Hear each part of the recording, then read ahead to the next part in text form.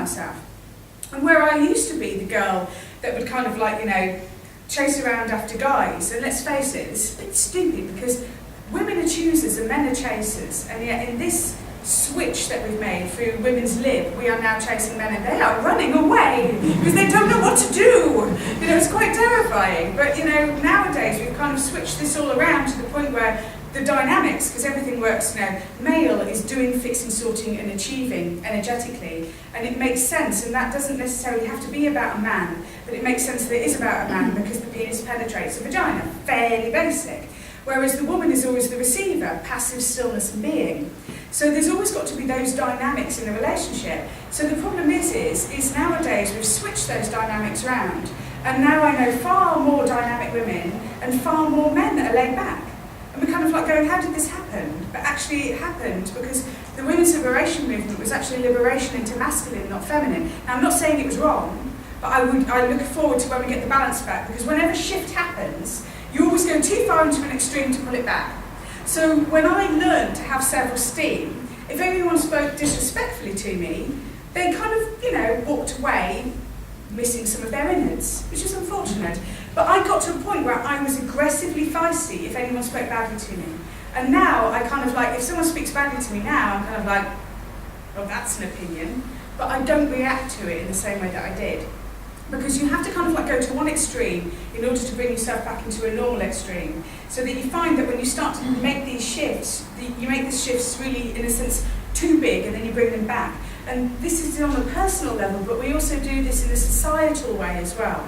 And I'll give you an example of this, which is, oh my God, men of my generation are such fabulous fathers, unbelievably good dads. Like so many of my male clients are just amazing with their kids, and a lot of them are staying in very difficult relationships because they want to be around for their kids. Now, my dad's, like my dad, that generation, he was just a complete clod, really. In fact, terrible thing to say about your own dad, but he wasn't responsible as a father, particularly. And my mum would say things like, oh, men, all men are, oh, all men, rah, rah, rah, rah. So now my generation of women are really hard on guys. And guys who heard that from their mothers do everything they can to be amazing fathers. So suddenly we've flipped it on its head that now actually women are really hard on the guys, and the guys are trying really, really hard to be really great dads. Isn't that crazy? But we've gone too far the other way, and now we'll come back to an equilibrium in the middle for the next generation, because now we'll try and assess what has happened, or our kids will try and assess what's happened in that way. Does that make sense? You can argue with me on that and go, no, actually, I don't think that's true. But when I look at it, because I have a very privileged position by being able to see clients of all generations, I actually can see huge societal patterns in the clients that I meet.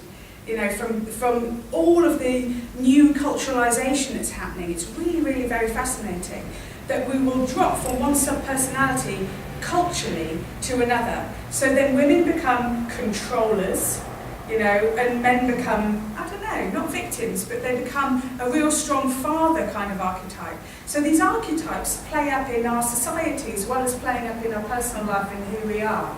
And so we change en masse. There's like a collective consciousness that all changes en masse due to popular culture and popular belief about particular things.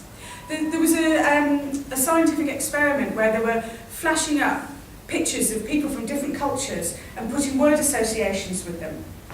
And what was very interesting about this was they were putting up things like kind of like mugger or criminal, and putting up pictures of a lawyer or accountant. And these are archetypes, really. Lawyer, criminal, accountant, all of these things are archetypes. And what they discovered is that they were showing these pictures to people from all sorts of different nationalities. Everyone was racist against black people, including the black people. How the heck does that happen?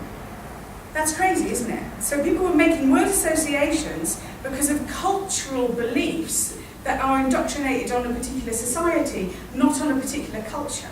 That stuff's fascinating to me. I just think, how much are we governed by what society tells us how to be, rather than decisions that we make ourselves about how we decide to be. So by unsticking these connectors of what we believe, you're actually able to free yourself from a lot of the things that make us frightened in the world. Because we are controlled by our own fear.